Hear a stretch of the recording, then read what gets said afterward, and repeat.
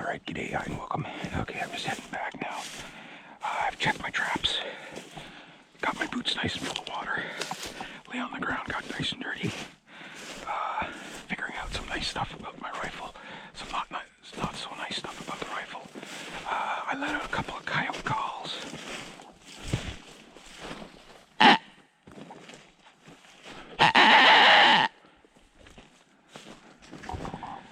I'll get it. I gotta practice with it, get the good howl again. No responses anyway, so if he was in the area, he'd probably respond. I'm just gonna leave that down like that. So I'm gonna bring this big behemoth of what the hell happened to that tree? Big behemoth of a rifle back now. One of the things I was talking about was in the previous video was leaving your scent so that the animals, if they do get a whiff of your scent, okay, you try to mask your scent as much as possible. That's why you're always rubbing yourself on spruce boughs, like so. That's just kind of what you do, right? You try to hide your scent as much as possible. But when you're walking around, your footprints leaves a scent. And if you're always using the same trail, a lot of times animals will avoid it. But this idea that you mask your scent all the time works to a degree so that they're not alerted when they smell you if you're there. But when you're not there, leave your scent all over the place. Why? Well, it might be different in your area, but the wolves and coyotes here, when it snows again and they're in the area, I will literally walk from this barrel here to maybe there. I could turn around, come back, and there'll be wolf piss or coyote piss. They'll stay that close by, and you don't hear them. I mean, if they wanted you for lunch, they'd have you. So,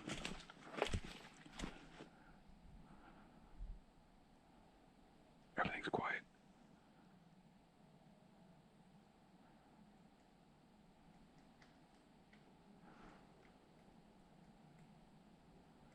The birds are gone.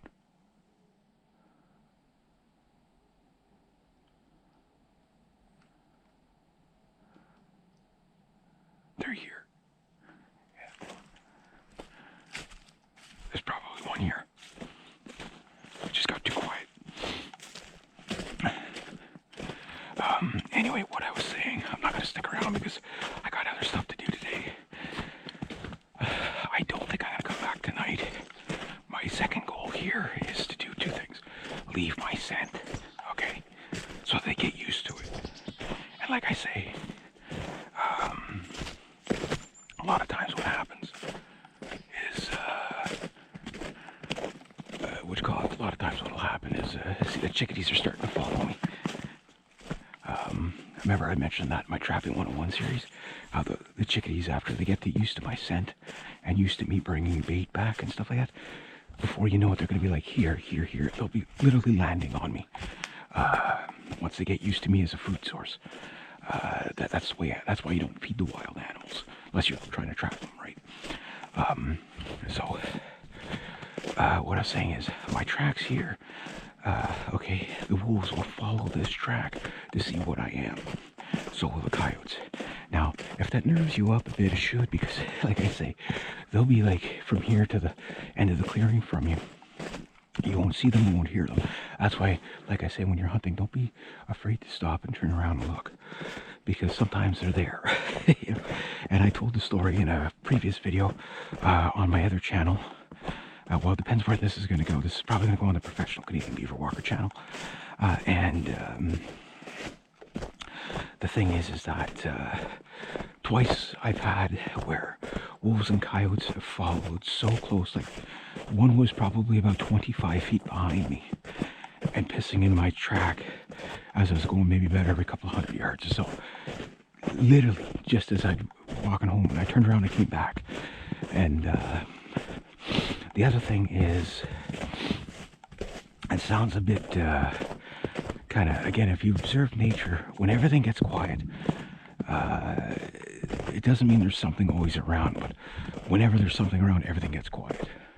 So when I'm around and I'm first introduced into the area, you don't hear birds, you don't hear nothing. After I've been by a few times and they get used to my smell, and I don't, like all you start to see more animals because they're used to your smell. Some people, what they'll do is they'll take a shirt, go work out in a shirt, and they'll get all smelly. They'll take that shirt and hang it in a tree in the area they're going to hunt. So animals get used to your smell. My trail is my smell, right? But yet the wolves and coyotes will get used to this smell, and they will run on my trail as if I'd never, it doesn't scare them. So after about a week or so, if they stay in the area long enough, they're always moving through. I mean, wolves got huge territory. But what they'll do is they'll come in. At first, they'll just cross the trail for maybe about the first week or so, and then they'll start going down the trail because they're not worried about my smell. Now, from that point on, I mask my smell when I come back out. So that way, they smell the trail, but they don't smell me sitting over there waiting to whack them. You know what I mean? Now, the other thing I was doing today, the goal was to let out a couple of calls with my rabbit call and my coyote call. I've had wolves and coyotes respond to this call, and I've probably, had I had this thing probably at the time, I probably could have bagged a coyote or a wolf a couple of years ago, because they were calling, they were coming in, and sometimes it takes them hours to come in. And it was just before the dark, and it was a full moon night. It was one of those nights where you have kind of like a bit of an overcast like this, but the moon was coming through. Yeah, there's a little finch there. He's like, hey, what's up? You got any food for me? Nothing for you today, buddy. He's going to scold me too, because he's like, see, they're following me. He's following me. So he's my first little friend here. He's like, you got food for me? If not, man, pay the bird tax or else get the hell out of my bush. There's another one there. They're getting in closer. They're getting used to me. Plus, like I say, I'm starting to bring back food, right, for the traps. So, but anyway, that night was, I was calling. I had this and I had that. And I had a calling regime that I used that seemed to work, where I wasn't too overly active with it. And then the next night I'd just go crazy with it. And then I'd wait a couple of days, and then I'd go back and just a little bit. And that seemed to work for this particular crowd of wolves. And they were coming in, and they were coming in, and they were coming in, and the light was fading. The moon was still bright, but because I had my 303 British with iron sights, I couldn't make a distinguish, from here to that pine. I wouldn't have been able to have distinguished where I was hitting them. So there, I made an ethical call not to. But had I stayed, I probably would have seen them. So you got to get to learn to know your area, what you can get away with, what you can't. And that's kind of what I'm doing right now. But hopefully, fairly soon, I'll get one. For me, my biggest problem right now is, where can I get an open shot at one? It's like there's just sticks and twigs everywhere. It's like I'm in the bush.